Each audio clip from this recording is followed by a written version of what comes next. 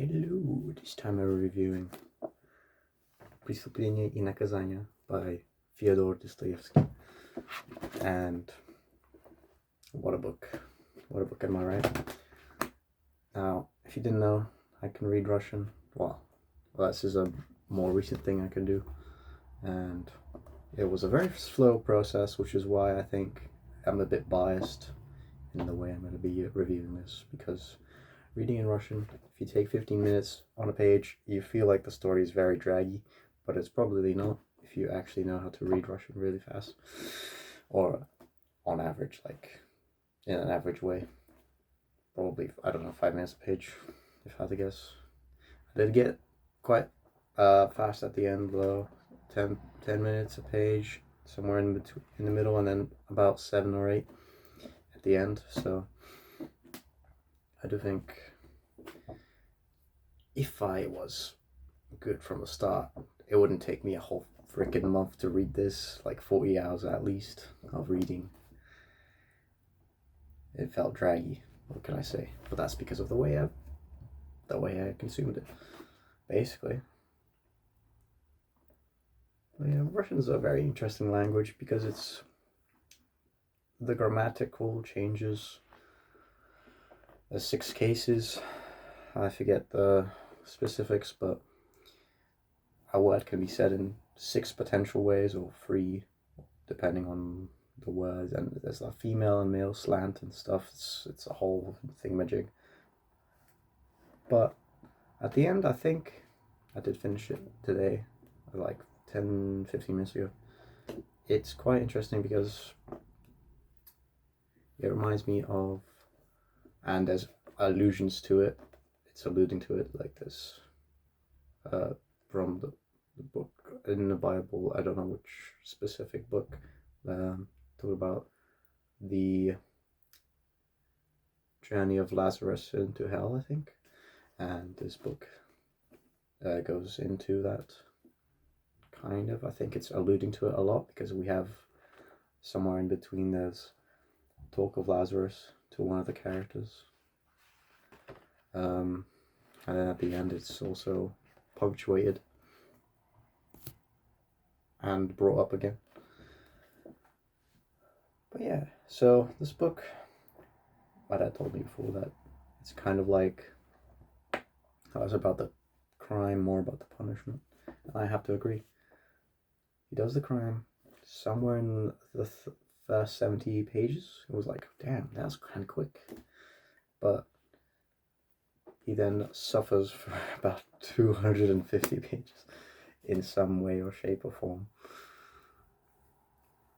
And no, it's even more, but basically, yeah, it's a character study of all, not just the main character, but all the other characters. And I do like my character studies. I do like those types of stories. It's unfortunate I'm so shite at reading Russian and understanding it that I don't think I got most of it, but I did get the general picture of what kind of problems the main character had. Of he seemingly was a chronic overthinker and an underdoer, but when he did do his things, you could say he got either a touch of the devil or just a really bad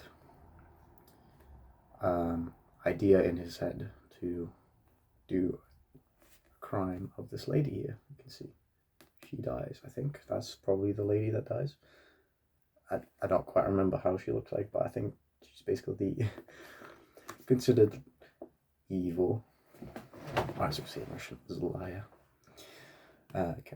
Character that is not very nice. She has this weird thing where she practices usury, you could say. She's like, she gives you the money if you give her a thing worth anything, and then after, like, I don't know, 2 or 3 months or something, she demands double in return or something crazy like that, something not very good. This is why basically the main character kills her. But also, he comes up with a lot more reasons than that, and he has like constant problems with his health, and it's kind of like hinted at that it's because of the way he killed her, and because he killed her at all, that he starts having these problems with his health. He also has a dream where his dad is like with him again, and they fight. No, they don't fight. They see this horse getting beaten to death by drunkards, a group of drunkards, and they wonder, and he wonders, why do they do it? Why do they do this crime? Why do they kill this horse? Why do they keep beating it after death? And that's kind of a little microcosm of what this book is. It's a philosophy, you could say, study on death and crimes, and what conduces as a punishment, because although this main character, he's because of partly his disease or partly his mind, he gets into bouts of insanity and bouts of not being able to think, not being able to understand why he does things, and over time he understands more and more of why. Really much towards the end, he actually understands himself, I think, mostly. Although I don't quite know if he understands why he does what he did was wrong, but he suffers a lot, even if he doesn't get found out towards the very end, basically, when he turns himself in, because he was suffering so much. And because he didn't want to end himself, because he wanted to live, but he didn't want to live in a way where his life was decided for him. And a lot of death happens in this book, a lot of death. I think like about 5 characters die at least. It's more. There's more actually, yeah. I think that technically there's more. But the 5 characters that are significant die. The old lady who he kills. Oh yeah, the accidental murder of, not intentionally murder. Well, it wasn't the goal to murder the other one. He murders this lady that's she has like mental health problems and stuff. She's like she has the mind of a child basically, and he murders her, and that adds to the murders. The not quite black or white version of why he did this, but yeah, and it's quite hard to read in Russian, I'd say, but it's a good book. Besides what was I going with this? Oh yeah, two of those he murders. One man gets destroyed by a horse, very graphically, and he dies in his wife's arms. Another one is his mother that dies from an illness. That's the way the illnesses in this story are like the illnesses of the brain, basically. Like, it's, I don't know if it's a rhetorical device or literal, but basically most of the illnesses in the story are caused by the bad things that the characters did, or that they have on this, well, how would you say in English, it's like on their mind. The illness of them on their mind is like for example, the mother of the main character starts to think, even though she's hidden it. Oh yeah, and a lot of the themes in this is like lying to yourself and lying to others.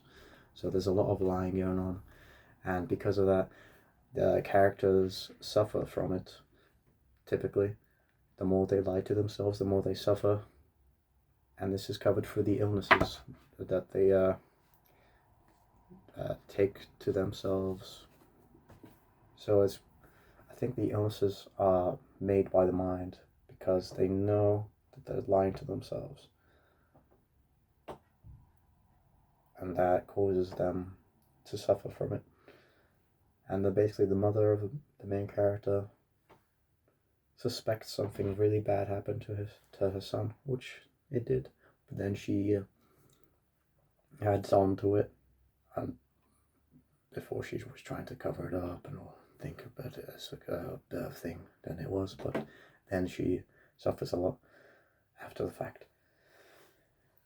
And if you happen to read it in Russian and be slow like me, you don't really remember the start of the story because it took you a whole month. But all in all, I think it's a good book. It's a very emotional book if you really sit with the themes like I did, because I had so much time to sit with them because of the way I've been reading them. So yeah, got me emotional, got me crying a little bit. I've got to say, cried more than once because it made me think of other things personal to my life. But yeah, that's all I've got to say. It's a good book. It's probably better in English if that's your native language, but for me, my first language was Russian. I went to a Russian kindergarten. I didn't realize it, but it makes sense because of the way I remember it. I remember speaking Russian first, not Latvian. But yeah, that's all I gotta say. Good book. Get it in your native language. Don't use it as a study guide because it's gonna take you a whole month and a lot of painful reading. So something much simpler and smaller. But yeah, it's still a pretty good book. I can see why people think it's a classic. And yeah.